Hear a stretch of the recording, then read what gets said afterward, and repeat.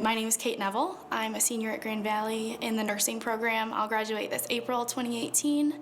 I've been going to ADA for about 10 months. I'm really heavily involved in Union. It's a young adult ministry that ADA has. College and young professionals feel anxiety in a variety of ways, and one of the ways I think that is key is unmet expectations. Young professionals and college students often feel that by a certain age they should be in a certain type of relationship or moving towards a common goal that they see other people moving towards. A lot of people senior year are getting engaged and married and have plans for that, and when you're not also there, sometimes you feel like you're not where you're supposed to be. I think a lot of anxiety happens because everyone's moving towards graduation, and what does that look like? Sometimes that could be friends are moving away. What happens if I don't get a job? What happens if my best friend gets a job but it's across the state? You have a moment where you're so proud to stand on that stage with your diploma and accomplishing something, but very quickly the next day you have to act on that and get a career, and you've spent thousands of dollars getting this education.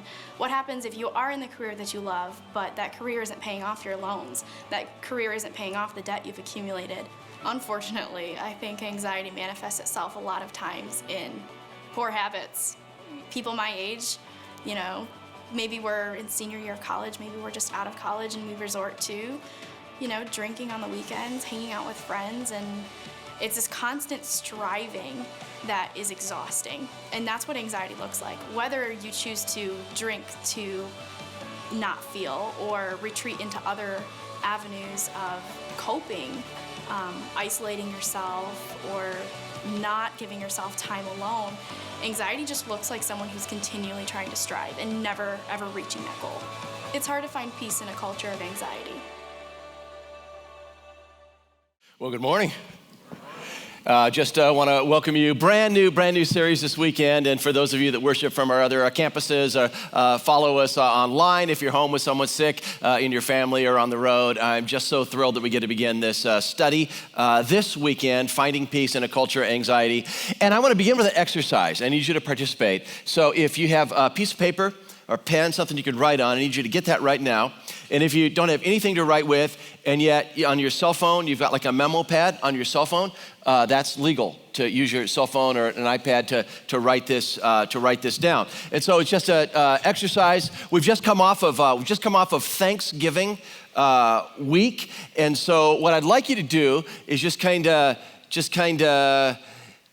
give 1, 2, 3, and just like you to write down 3 things you're thankful for. But wait, there's directions. 3 things you're thankful for that are very specific. Not just, my food, my clothing, my family. If it's food, what was some delicious item that you had this past Thursday?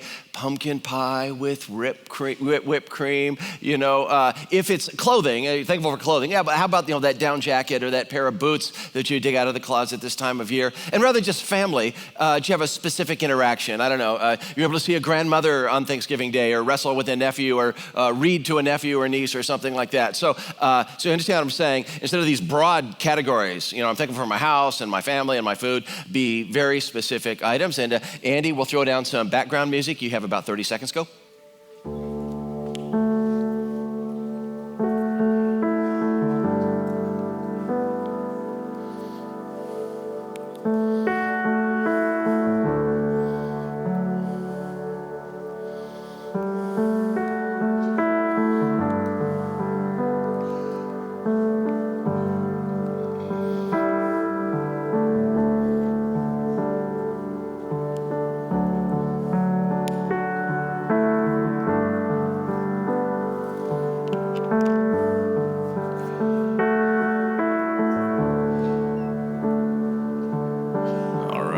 Wrapping up.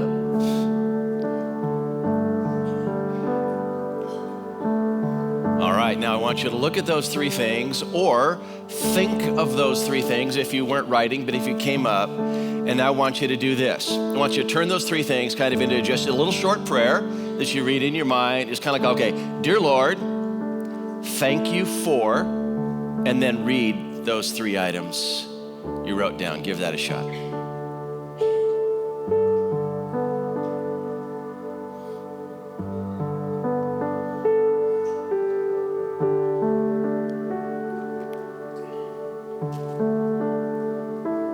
All right.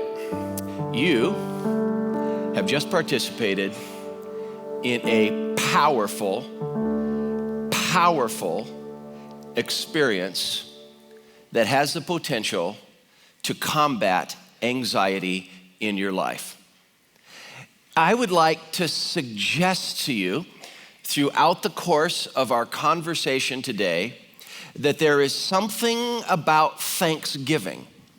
There is something about a life of thank you to God that opposes anxiety and has the possibility, bit by bit, to push anxiety from our lives, if practiced over and over and over and over again. What I want to suggest to you today, what I'm going to try to pitch to you today, is that Thanksgiving is anti-anxiety medicine. That a heart of thanks is anti-anxiety medicine. And that's pretty much our conversation today. Now, the conversation we're going to have over the course of the month of December, with a little break for Christmas Eve services, is this finding peace in a culture of anxiety. And it's taken from Paul's letter to the Philippians, chapter 4. Now, we spent our whole fall exploring this letter together, but when I hit Philippians chapter 4, I took it in two massive chunks. In fact, the sermon police should have arrested me for sermon malpractice because of how fast we went through verses like 4 through 9. And it's so full in this anti-anxiety, finding peace and joy conversation that we decided to go back, slow down, take our time and wander through the material in a more thoughtful way. And so Paul wrote this to his friends living in Philippi. He wrote this out of this Philippians chapter 4, verses 6 and 7. In fact, could we do something with me? Can we read this one out loud together? Okay, ready? Do not be anxious about anything, but in every situation, by prayer and petition, with thanksgiving, present your requests to God.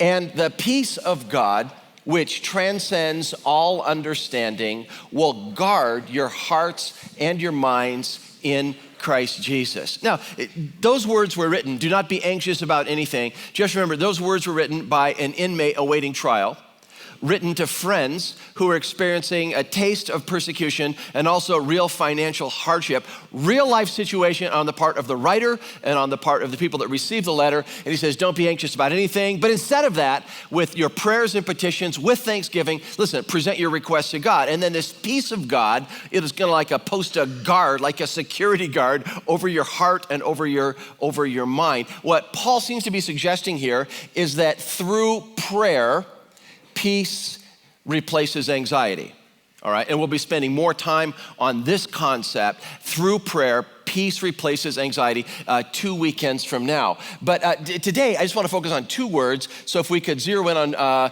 just verse 6, do not be anxious about anything, but in everything by prayer and petition, with thanksgiving, present your requests to God. What's that doing there?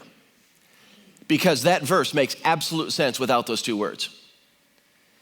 If the Apostle Paul had simply written, do not be anxious about anything, but in every situation, with prayer and petition, present your request to God, it would make perfect sense. But he adds two important words. What are those two important words? With thanksgiving. What he seems to be saying is this, invite God into the mess, but while you're explaining to God everything that is going wrong, take time to thank him for that which is going right. It's a powerful thing. Do not be anxious, but with prayer and petition, with thanksgiving, present your requests. As you take time to talk with God about what's going wrong, take time to thank him for what's going right. And so today we're going to talk about the power of thanksgiving to push anxiety from our lives. Are you ready to begin the conversation? Your response is overwhelming. Yeah. Are you ready to begin the conversation? Yeah, I don't think so. Just press pause for a second. Let's just recognize that anxiety can be a massive force in our lives. In fact, even as we've started this conversation today, even as you looked at the title slide, Finding Peace in a Culture of Anxiety, some of you know that anxiety is a dominant theme in your life. It never quite goes away. Sometimes it's a little worse, sometimes it's a little better, but you live with this sense of constant anxiety hovering over your life. I want so much for that to change. I want so much for you to discover a different way to live.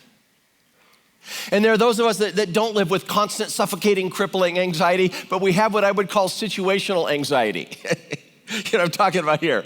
We're kind of like sailing along, but then there's something, some situation at work, some situation in our family, some situation with a long-term friend, and we find this surge of anxiety temporarily in our lives.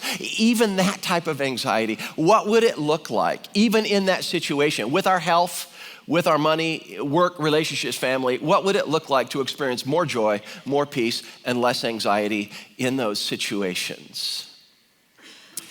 Last April, a guest speaker here, a friend of ours by the name of Brad Gray. And Brad Gray had this message, and he talked about leaving Egypt. It's like the Israelites after, the Exodus, leaving Egypt. And he was talking about things we need to leave behind.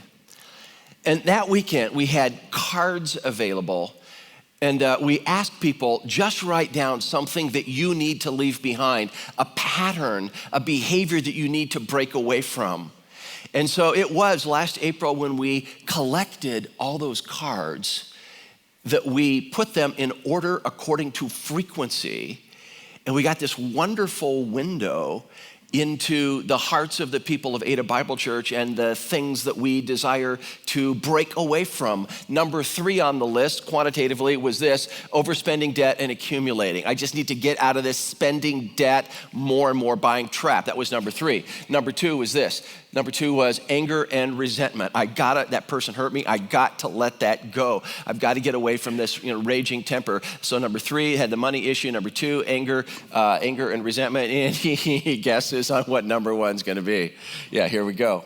It was fear and anxiety. Number 1 element that you reported to us was, I've just got to break away from a lifestyle of fear. I've got to break away from a lifestyle of anxiety. And people deal with anxiety in really unhealthy ways. We take it out on our friends and our family members and our work colleagues. That is, when we're under stress and when we're feeling this oppressive anxiety, we can take it out on others. Our moods are consequential. Others get into a habit of numbing their anxiety through drug and alcohol use. And what I want to humbly suggest to you today is that there might be a healthier option to dealing with anxiety. Others hibernate just deeper and deeper into themselves. The good news about the concept that thanksgiving, a life of thank you to God, can combat anxiety. The powerful thing about that and the good news about that is that there's actually something you can do. That is, we want to suggest that anxiety isn't something that just happens to you, and joy and peace are things that just happen to you, but they're actual behaviors, they're actual habits, they're actual practices that can change the channels of the heart and change the channels of the mind to have a renewed mind and a restored heart, to be able to find greater peace and greater joy, even when a bunch of things are not going right. And so I hope, listen, I say this sermon could change your life. That's not true. What you do with this teaching could radically shape the way you interact with this topic of anxiety and finding peace and finding joy in life. And so I would plead for you to bring just an open heart and an open spirit to the conversation today. A conversation in 3 parts. Part number 1 of the conversation is just the meaning of Thanksgiving. And that is, for our purposes, it's not like Webster's dictionary type thing, but for our purposes today, when we're talking about Thanksgiving, I want to make sure that we're talking about the same thing, because it'd be possible for me to say thankfulness and we're in 2 completely different conversations. So for our purposes today, I've described Thanksgiving as this. So Thanksgiving is expressing gratitude to God for his goodness and generosity, which I did not earn and do not deserve. That is, I am expressing, not just I'm thankful for this, I'm thankful for this, but I'm thankful to God. God, I want to say thank you for gifts that I have received from you that I really can't take credit for.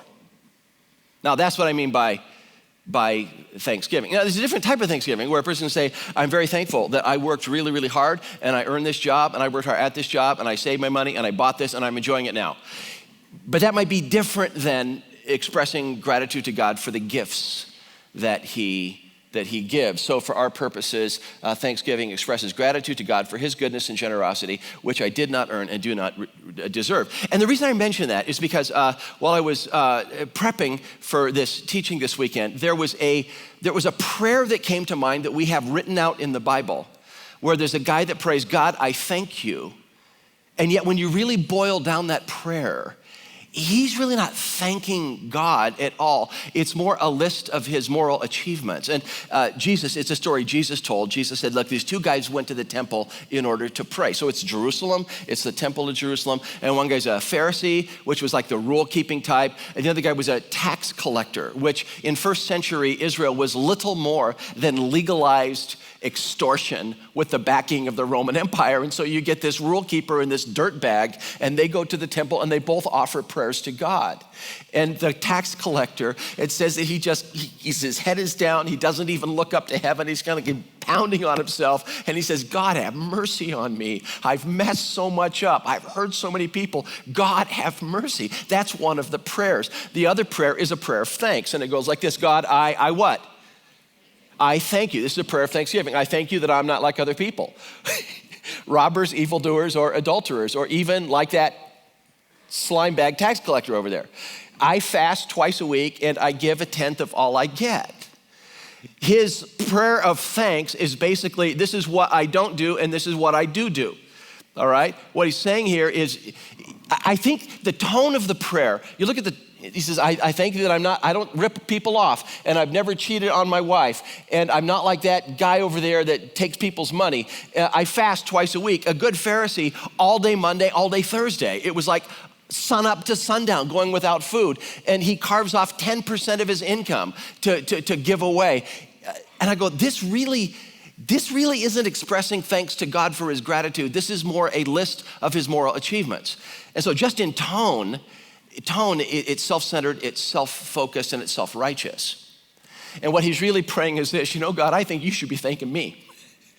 So sometimes we use the word thank you, and we really don't mean, God, thank you for your gifts, thank you for your generosity, things that I did not earn and I do not deserve.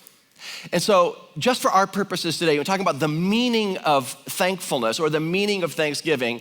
What I'm talking about is an expression to God for his goodness, his generosity, for his stuff that I look at and go, now listen, I'm not totally responsible for that. That was a gift that entered my life, which brings us to a very important conversation about chocolate cookie dough ice cream, chocolate chip cookie dough ice cream, Ben & Jerry's. I'm sorry, give me just a second here. Oh my. And right now I know what's happening. There are children in the room. 20 years from now, someone's gonna say, do you remember the moment that you decided to go into ministry? And they say, oh yes. Our pastor was eating chocolate chip Ben & Jerry's cookie dough ice cream on the platform, and I said to myself, that is a job I want. All right, let's talk about Ben & Jerry. Last week, listened to it's a podcast. It was an interview by a guy by the name of Guy Raz. And he was interviewing these two guys right here, Ben Cohen and Jerry Greenfield, the founders of Ben & Jerry's, 1978, way up north in Vermont, Burlington, Vermont. I think it's like 100 some miles from the Canadian border. If you wouldn't recognize their pictures here, back in the day, they look kind of like this. All right, and he was asking them about the success story of Ben & Jerry's ice cream. And the hard work, the perseverance, the endurance, the business plan. And throughout the interview, Ben & Jerry just keep going, no, you don't understand. It didn't come together like that. So step number one, Jerry Greenfield graduates from pre-med, applies for a number of medical schools. No med school would accept him. Sometime later, he applies again to a number of med schools. No med school accepts him. If things had gone according to his plan, he'd be a physician, a doctor. And so his childhood friend, Ben Cohen, they decided to get together and start a company that has something to do with food. And it was really a toss-up between bagels and ice cream. And you might have Ben & Jerry bagels. all right? But what happened is that they had very little money and they went into kind of like a restaurant, a used restaurant equipment store. And there was a guy in there and they start looking at the bagel equipment and the guy sized him up and says, look, there's no way you're gonna be able to afford the bagel equipment. I'd go with ice cream. That's why we have Ben & Jerry's ice cream. Literally, the guy who owned the store advising him, yeah, it's gonna cost way too much for the equipment. So they get the ice cream equipment and they move to Saratoga Springs, New York, in order to open their ice cream shop. But before they open their ice cream shop, as they're putting their business plan together, someone else moves to Saratoga Springs and opens an ice cream shop. And so they go, yeah, we don't wanna compete with them. So then they chose Burlington, Vermont. Now, as they looked in retrospect, they were able to say, listen, in Burlington, Vermont, they were a big fish in a little pond. And one of the reasons that Ben & Jerry's succeeded was because they had an enormous amount of local support because it was this thing going on in Burlington, Vermont. If they had opened in New York, in the state of New York, they would not have been this big fish in the little pond. They would not have garnered the local support that they did that got Ben & Jerry's airborne. In addition to that, Ben Cohen, who had the production side, had a physical abnormality that prevented him from tasting and smelling. His ability of taste and smell were significantly compromised, and so one of his tests for ice cream was texture. You know all those chunks that you have in Ben & Jerry's ice cream? I think that they invented cookie dough ice cream. It's one of the first ice cream that was a chunky ice cream, and it had to do with Ben Cohen's inability to taste and smell, and so much of it was based on texture. So what they said is this in this interview with Guy Ross. They looked back and said, okay, listen, we worked hard, we were persevering, we endured, we had a business plan, but you don't understand all the breaks we caught along the way. And they wrap up the interview by saying, we just understand all the time that there are those who apply themselves, that work diligently, who have a great business plan, that endure, that don't achieve what we happen to achieve because they didn't catch the breaks that we caught. Now, they weren't approaching it from a spiritual perspective, but I love the humility of just being able to say, there was stuff in play that was absolutely out of our control. We were, my word, blessed. And so listen, get up, get dressed, show up, work hard, but be willing to say at the end, even a brilliant mind and a good work ethic might be gifts from God. Sometime back, I read this book, loved it, The Wright Brothers by David McCullough.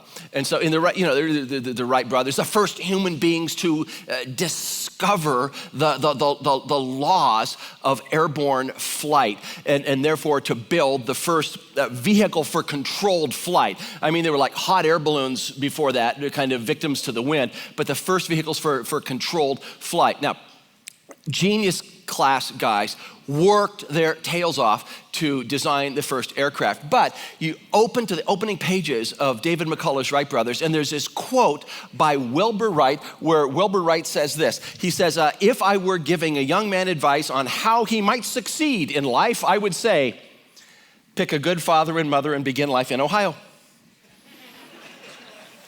Pick a good mom and dad and begin life in a great place to be nurtured. And of course, those are two things that are absolutely out of your control.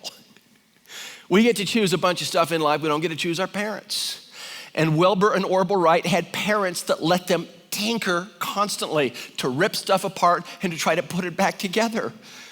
So Wilbur Wright, what do you attribute to your success? And it was hard work and it was diligence, but he said, listen, we started with a great mom and dad that got us sent on their way. What's he saying there? Even though he doesn't spiritualize it or theologize it, he says there was stuff that was absolutely out of our control.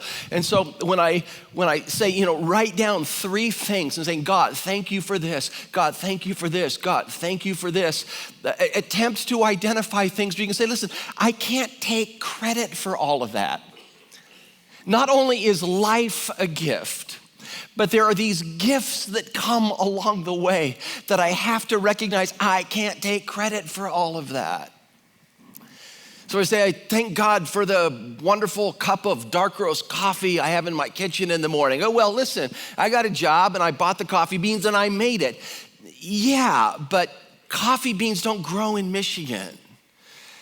And someone planted that coffee bush tree, harvested it, cultivated it, harvested it. I didn't come up with the transportation system that got coffee beans from Guatemala to my neighborhood. And I'm involved in a process where I can say, yeah, I brewed the coffee, I ground the beans and brewed the coffee this morning, but I can't take credit for this gift, this beverage that I am about to enjoy. So when I talk about thankfulness, I just want to make sure we're meaning the same thing. Thankfulness is an expression upward of gratitude to God for his goodness and generosity for stuff that I can say, I did not cause that. I did not cause that I did not earn and do not deserve.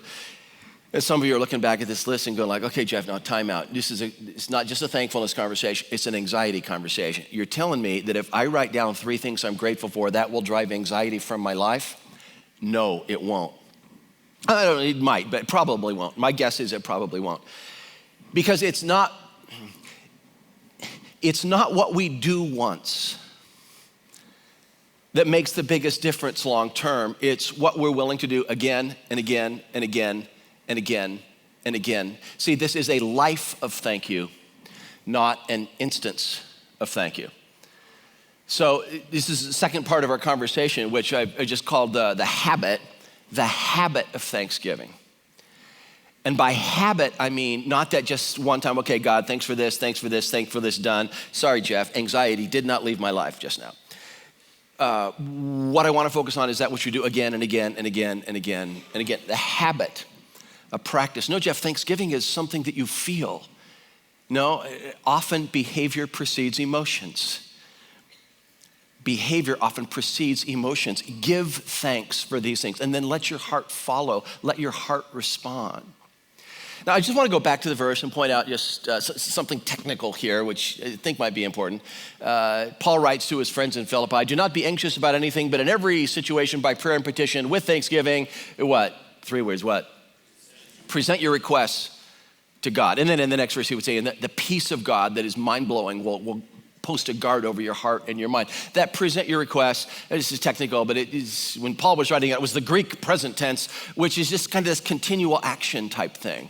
This is not present your request once, but bring your requests again and again and again and again and again. And by inference, with those requests, offer thanksgiving again and again and again and again and again. See, I think it's the habit, I think it's the pattern, I think it's the practice of thank you that transforms the heart long term.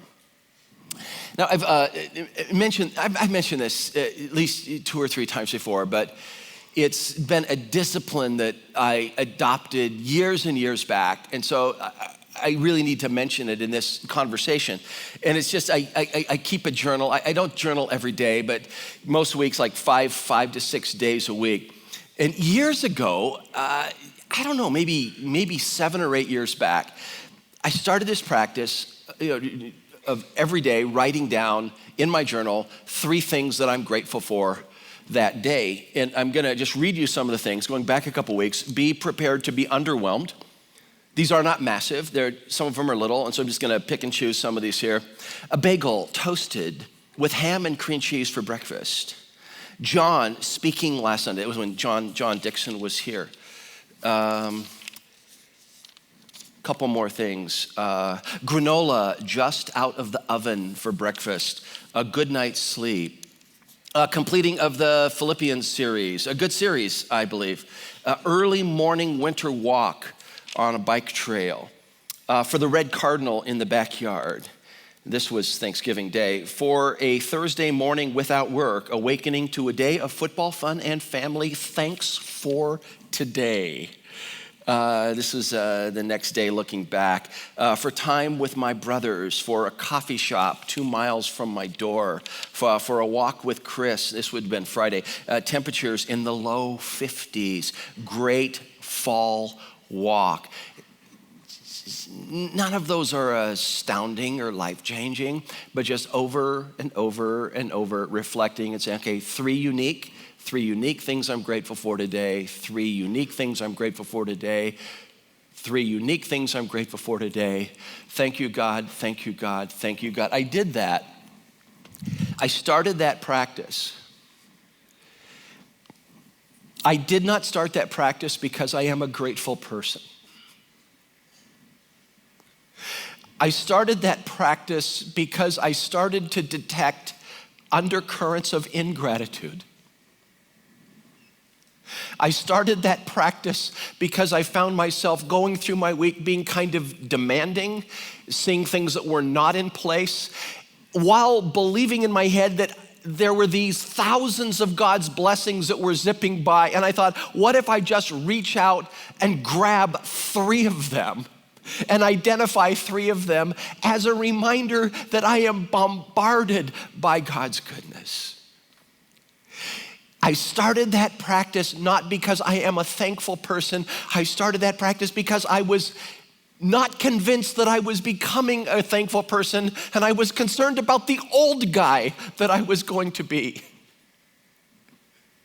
If I didn't begin to cultivate patterns of thank you in my life. Probably read this section last February as we were traveling through the material in Dream Big, Think Small together, but this is what I confessed in the book. I did not adopt this practice because I am the gold standard for gratitude.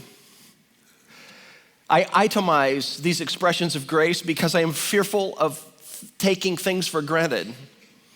I am at risk of receiving 1,000 gifts that flow from the giver and failing to recognize them.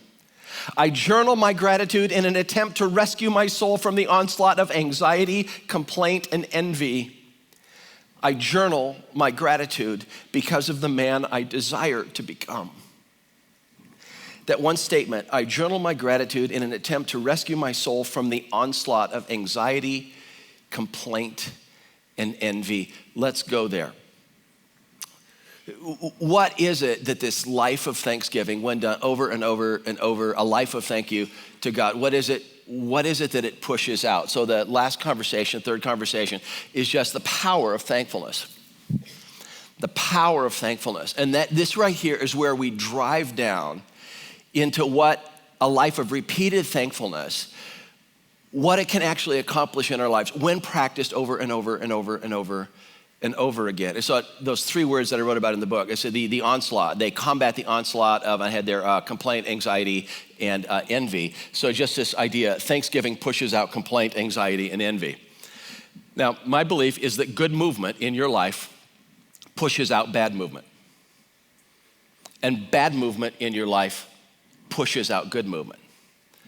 And so a question is, Thanksgiving, when there's a life of repeated thank you to God, what does that push out? I think it pushes out complaint, anxiety, and envy. You see, because Thanksgiving is a focus on what is going right.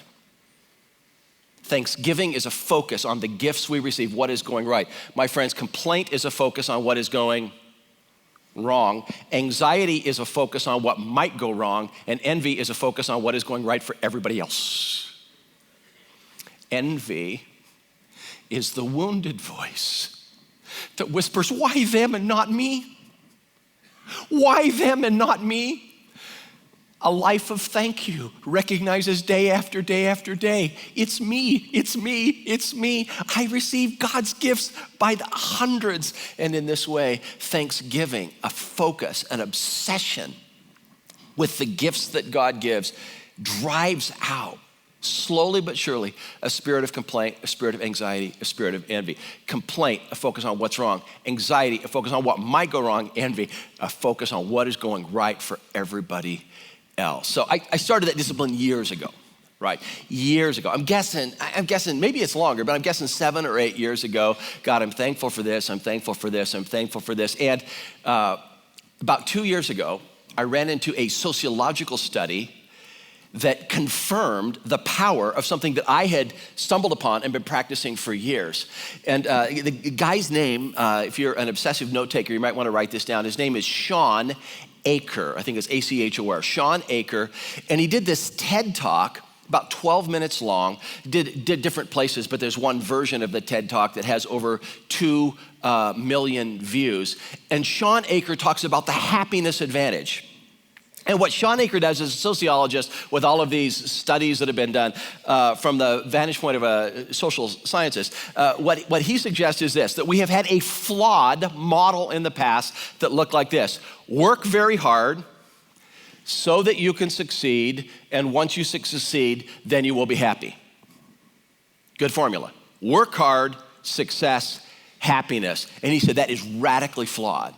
He says, number one, this successing, once you are successful, there's just all of these people that are more successful, and so you just keep climbing. There's very rarely do you reach this point where you say, I've made it, I'm there now. And there are millions and millions and millions of highly successful, highly unhappy people. So this work hard, success, happiness. And then furthermore, Aker says this, listen, the studies have shown that really only about 10% of your happiness is based on what's happening to you. 90% of your happiness is based on your frame of mind and your outlook on life.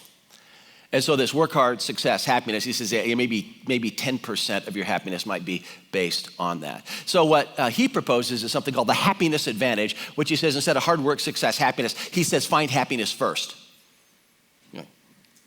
Thank you. I'm not sure that that's great advice and I know what to do.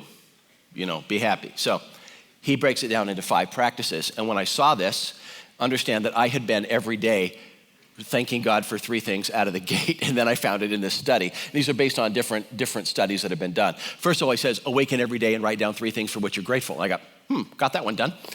He said, second, journal, a specific type of journal. Take 2 minutes to write about an overwhelmingly positive experience you've had within the last 24 hours. Writing about it causes you to relive it. It's just another way in paragraph form to say, good things are happening to me. He says exercise for like 15 minutes a day. Through exercise, we're reminded that our behavior matters. Our behavior matters. Even a brisk walk, 15 minutes a day. And he says meditation. What he means by meditation there is focus the mind, shut down the outside noise, the beeps, the phone, the pings, the auto response, and focus your mind for a brief period of time to train you to be able to focus on the task at hand rather than this cultural ADD with zipping from one thing to another, multitasking that we're part of. And lastly, he says acts of kindness. And he suggests specifically, when you awaken in the morning and open your laptop, before you answer your first email, send a note of thanks or praise to a colleague or someone in your friend group every day. Get into the habit. And he says, these people experience the happiness advantage.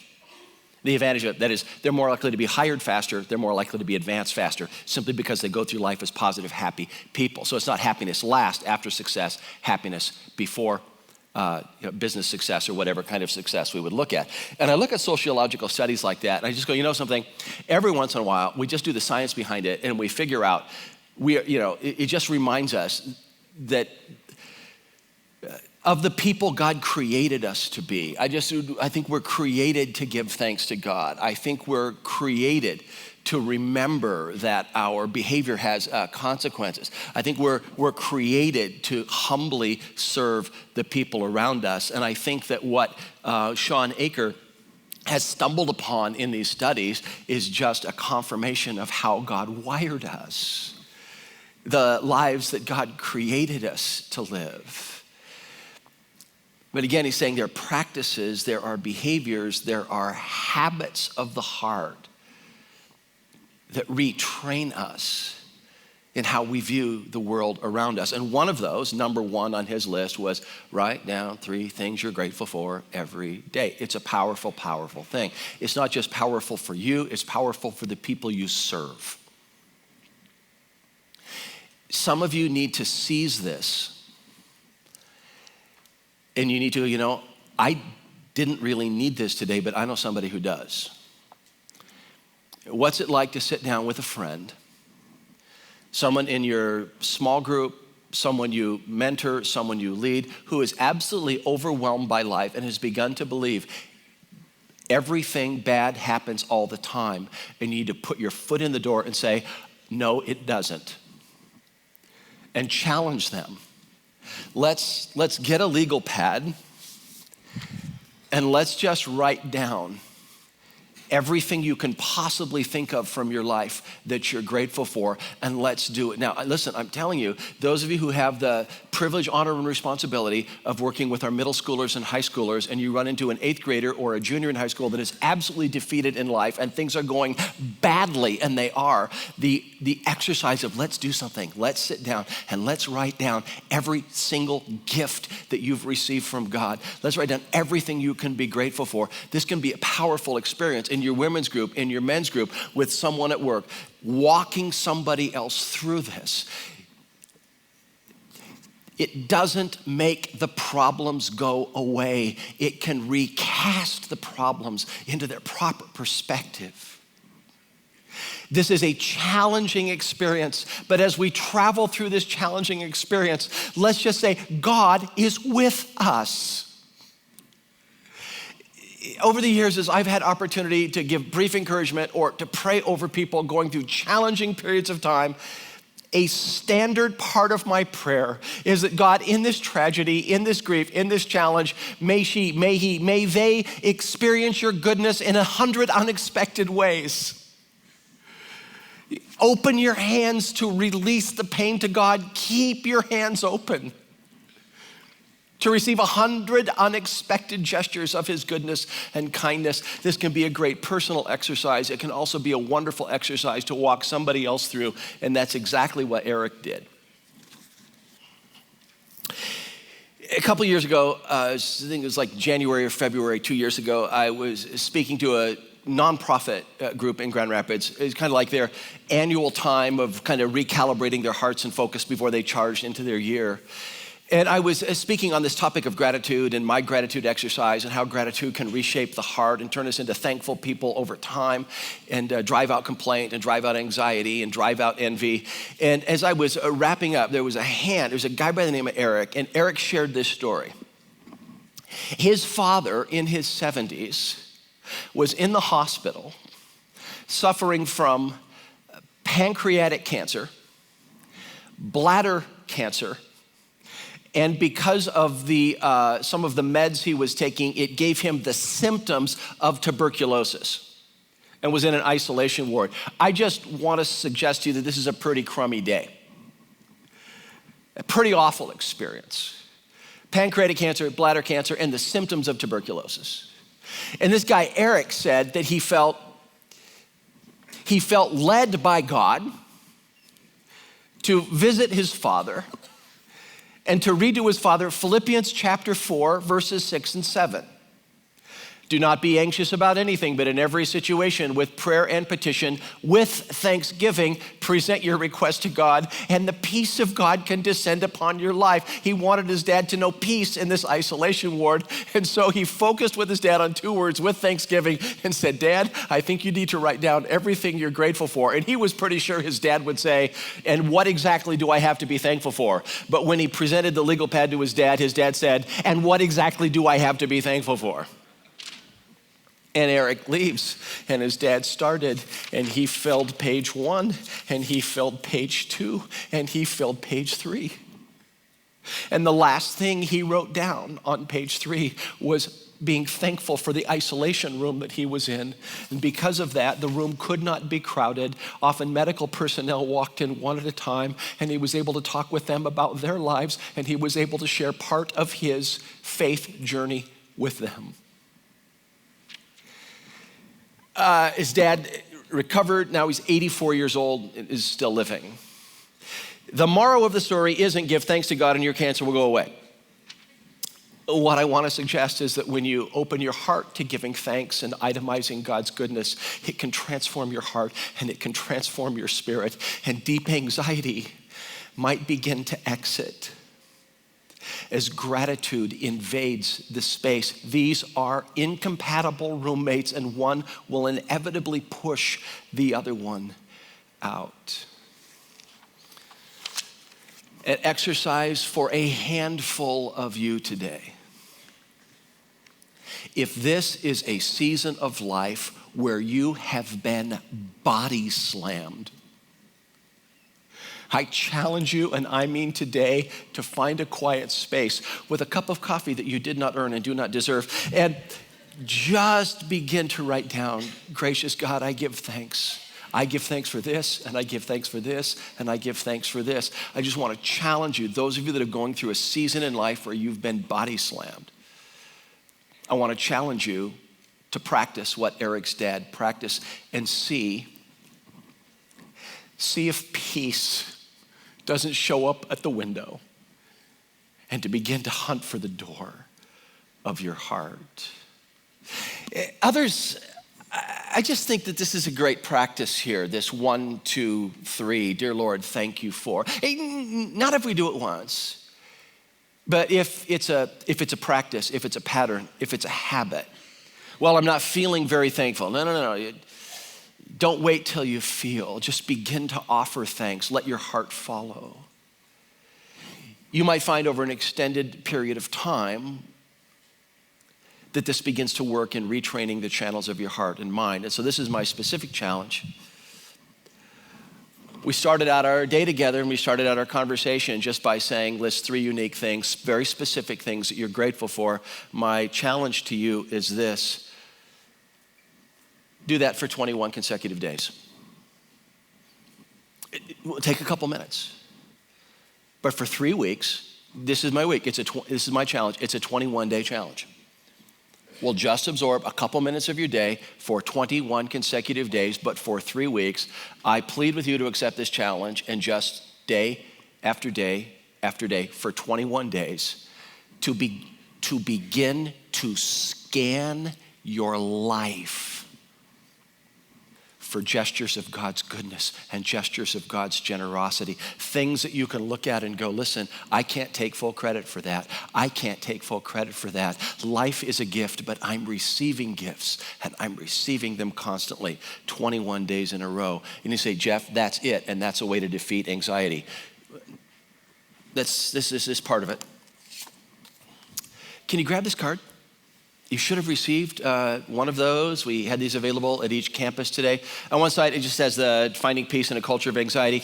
On the back side is our text for 4 consecutive weeks. Next weekend, Bob King is going to take verses 4 and 5, just that rejoice in the Lord always. I will say it again, rejoice. What is it like to choose joy when you don't feel like choosing joy?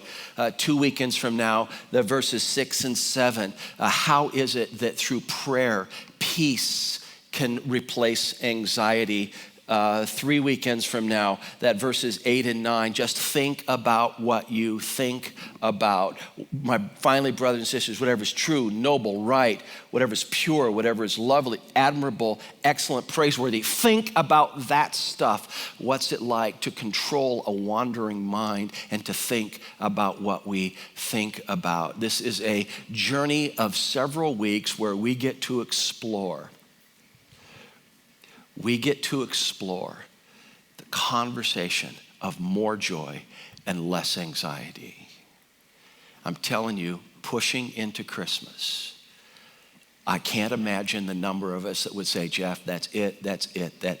If I can experience more joy and less stress, more peace and less worry, I would significantly change things in my life.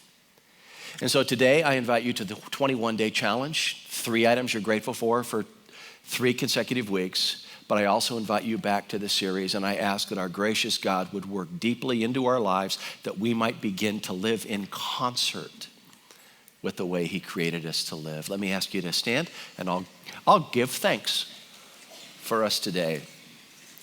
And so, gracious God, we give thanks for Thanksgiving week when many of us had an extra day off. And so many had the opportunity to be with some family and to enjoy some special food. We give thanks that we are gathered today, and the food that we have is your scripture that we feast upon and learn and grow. Transform us. Gracious God, transform us by your power one day at a time. And we ask this in Jesus' name. Amen.